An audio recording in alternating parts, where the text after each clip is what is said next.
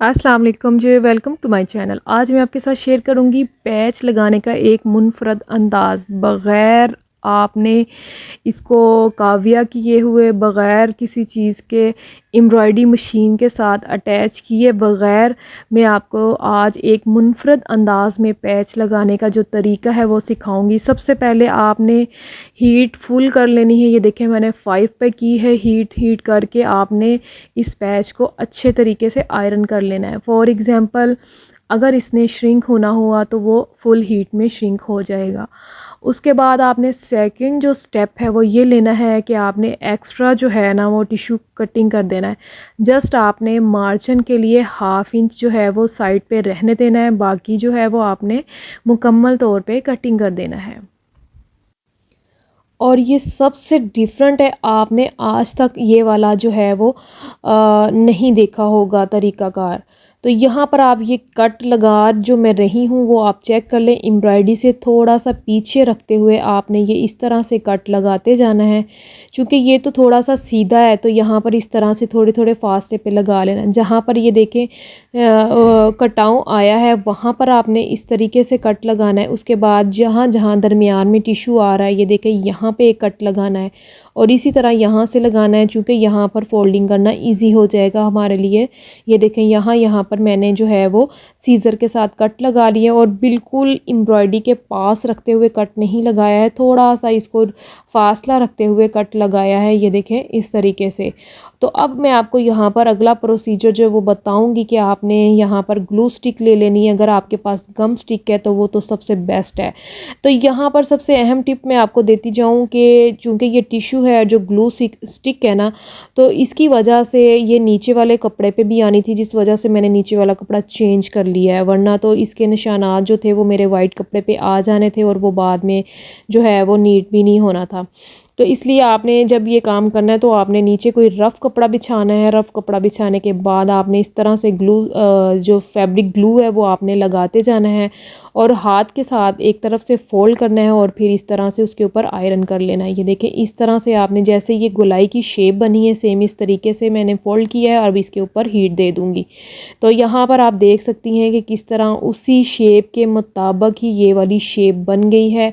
इसी तरह मैं आपको नीचे से भी फ्लावर जो है वो आपको जो फ़ोल्ड करने का तरीका बताऊंगी। आपने चूँकि ये देखें हम ज़्यादातर जो पैचेस का इस्तेमाल करते हैं वो हम अच्छे सूट्स पे करते हैं, जैसे कि हमने कहीं पार्टी वेयर हो, कहीं जाना हो, कोई इस तरह का मतलब हो, अच्छे कपड़े हों तो हम जस्ट उन्हीं पे पैचेस का यूज़ करते हैं। अदरवाइज़ जो हम घर में पहनने वाले कपड़े हैं वो तो हम ऐसे ही सिंपल ही स्टिच कर लेते हैं।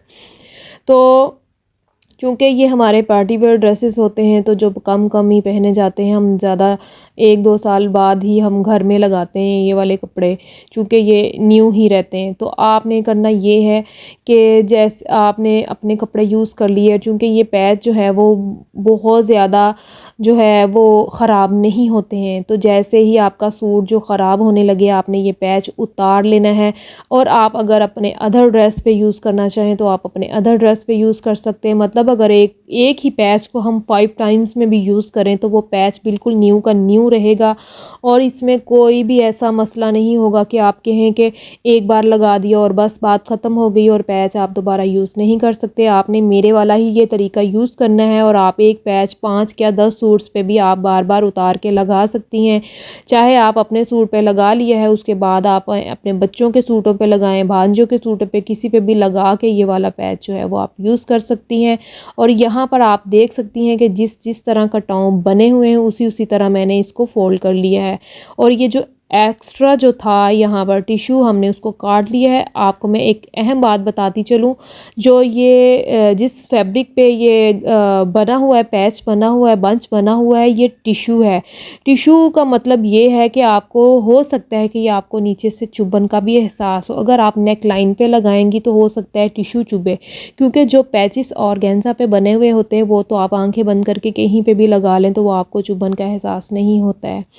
तो यहाँ पर आपने इसको अच्छे तरीके से कवर करना है, अच्छे तरीके से ग्लू लगा लेना ताकि आपको चुभन का बिल्कुल भी एहसास ना हो। ग्लू का यूज़ करेंगे ना तो जो इसके टिश्यू के वो जो फर है ना वो उड़ रहे होंगे या फिर कहीं से निकल रहे होंगे, तो ग्लू जहाँ जहाँ पे लग जाएगी ना तो ये इसके जो है वो चुभन का एहसास बिल्कुल ख़त्म हो जाएगा। तो यहाँ पर आपने जिस तरीके से आपने जहाँ पर भी सेट करना है आपने वहाँ पे रख के इसको सेट कर लेना है और इस तरह से थोड़ा थोड़ा उठाते हुए आपने यहाँ पर ग्लू का इस्तेमाल करना है और आपने जस्ट वन ड्रॉप लगाते जाना है कॉर्नर पे और अटैच कर लेना। बहुत ग्लू स्टिक की भरमार नहीं करनी है आपने और इस तरह से आपने इसको गम लगाने के बाद आयरन कर लेना। ये देखिए हीट आ गई है और ये अटैच हो गया है। तो मैं यहाँ पर ये देखिए फर्स्ट वाला पैच अटैच कर लिया है और जब मैंने फ़र्स्ट वाला बनाया था तो मैंने साथ में सेकंड वाला भी बना लिया था और जितना हमने डिफरेंस उसकी साइड पे रखा है इसी तरह हमने यहाँ पर भी उतना ही डिफरेंस रखना है। मैं इंच टेप से आपको मेजर करके बता देती हूँ, ये भी बहुत अहम टिप है। जब आपने दोनों तरफ पैचेस जो है वो अटैच करने हैं तो आपने जितना डिफरेंस उस साइड पर होगा उधर मेजरमेंट कर लेनी है और इसी तरह आपने दूसरी साइड से भी मेजरमेंट करते हुए अपना पैच इस तरीके से सेट कर लेना है।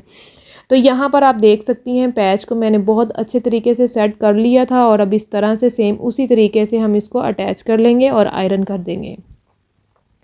और इसका जो अगला प्रोसीजर है वो इतना ज़बरदस्त है कि आप देख के हैरान हो जाएंगी कि आपने घर बैठ के बग़ैर मशीन टेलर से लगवाए हुए, बग़ैर एम्ब्रॉयडरी मशीन से लगवाए हुए आपने घर में ख़ुद इतना प्यारा जो है वो ये पैच सेट कर लिया है। और मुझे पूरा यकीन है कि पूरी यूट्यूब पे ऐसी वीडियो आपको कहीं नहीं मिलेगी। तो यहाँ पर हम स्टिचिंग थ्रेड लेंगे, ये केटी का थ्रेड है, बहुत अच्छे वाला थ्रेड है। आपने ऊपर की तरफ भी ब्लैक ही कलर का थ्रेड और नीचे जो बॉबिन केस है उसमें भी आपने यही वाला जो है वो थ्रेड रखना है, यानी ऊपर और नीचे। ये आपने एक अहम बात है जो याद रखनी है, जो थ्रेड का कलर ऊपर की जानिब होगा वही आपने नीचे की जानिब रखना है। ये आपने इस बात को कहीं लिख के रख लेना है। आपने हरगिज़ भी इस तरह नहीं करना है कि नीचे कुछ और हो और ऊपर कुछ और हो।